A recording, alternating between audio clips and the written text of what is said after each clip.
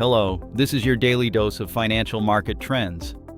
Tesla just posted its worst day in months, down nearly 15%, while the Nasdaq shed over 2%. If you're wondering whether this is trade war jitters or something bigger, let's break it down. Markets are wrapping up Friday in the red across the board. The S&P 500 is down 1.2% to 7408. The Nasdaq took the biggest hit, falling 2.15% to close just above 25,000. The Dow dropped nearly 1% to 51,711. Meanwhile, the VIX ticked up just under 1% to 18.88, and the 10-year Treasury yield climbed to 4.7%. Let's start with Tesla, which is dominating conversation today after plunging 14.5%. The stock is lighting up across social platforms and getting flagged for unusual volume, and it's not hard to see why. Between escalating trade tensions that could hammer supply chains and broader tech weakness pulling everything down, Tesla's caught in a perfect storm. For a company that's deeply exposed to both global manufacturing and consumer sentiment, days like this remind investors just how volatile this name can be when macro conditions turn south. Next up is AMD, which dropped 2.3% and is catching attention from multiple angles. The chipmaker has earnings on the horizon, and fresh analyst commentary suggests that GPU sales are becoming the main growth driver right now. That's significant because it ties AMD directly to the AI infrastructure build-out that's been supporting the entire semiconductor space. But with Meta and other big tech players reportedly scrutinizing data center financing costs more carefully, there's a question mark hanging over how sustainable that demand really is. Speaking of Meta, the social media giant fell 3.4% today and is buzzing ahead of its earnings report next week. The company is getting hit by the same geopolitical headwinds affecting the broader market, and investors are clearly positioning cautiously before we hear management's outlook. With global bond markets selling off and the macro backdrop getting choppier, Meta's ability to maintain its spending discipline while still delivering growth is going to be front and center when they report. Finally, let's talk about Google, which had a brutal day, down over 7% on more than double its normal volume. That kind of move doesn't happen without a reason. And the combination of broad tech weakness, geopolitical uncertainty, and heavy selling pressure suggests institutional repositioning. When you see a mega-cap name like Google fall this hard on elevated volume, it often signals that big players are reducing exposure ahead of potential volatility. And that's worth paying attention to as we head into a major earnings week. Turning to the bigger picture, there are three macro scenarios driving market behavior right now.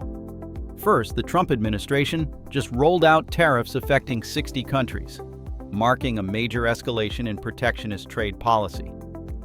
The bull case, sitting at 35% probability, is that targeted countries negotiate exemptions or the administration grants sectoral carve-outs. If that happens, we'd see risk-on sentiment return as supply chain fears ease. The dollar would soften, and emerging markets would rally. The bear case, at 45%, envisions major trading partners retaliating with their own tariffs, triggering a broader trade war. That would mean sustained equity pressure from margin compression, flight to safety flows into treasuries, despite inflation concerns, and a stronger dollar as a safe haven.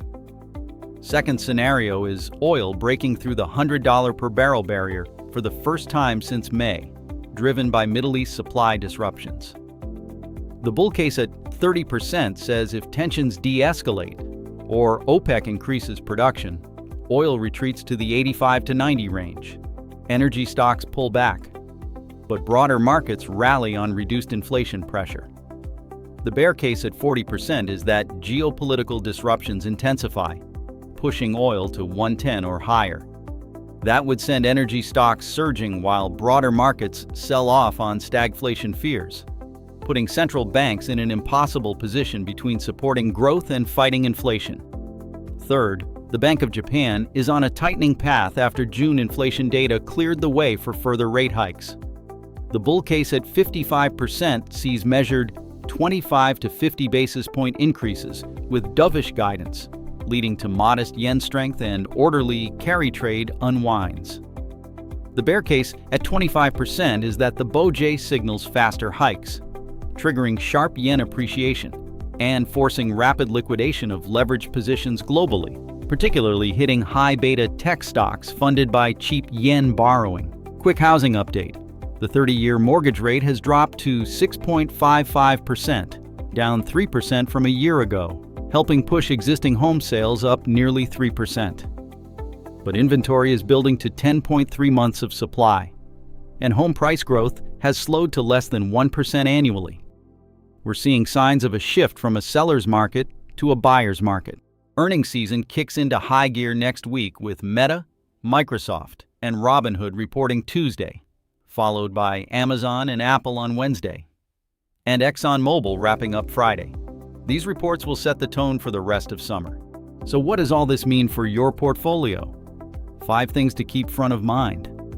First, tech volatility is back, and it's not just a one-day blip. So if you're heavily concentrated in high-beta names, now's the time to reassess your exposure. Second, the trade war escalation is real and could impact margins across sectors, especially for companies with complex global supply chains. Third, energy is becoming a double-edged sword, where oil above 100 helps producers, but hurts almost everyone else through input costs and inflation. Fourth, the housing market is quietly normalizing with rising inventory and slowing price growth, which has implications for home builders, banks, and consumer spending patterns. And fifth, next week's earnings from the mega caps will either validate current valuations or force a broader repricing. So pay close attention to forward guidance, not just the backward-looking numbers. As always, this is educational content, not financial advice. So do your own research and consider your personal risk tolerance before making any moves. That's your morning market digest for Friday, July 24th. Markets are closed tomorrow, but we'll be back Monday morning with fresh analysis. See you then.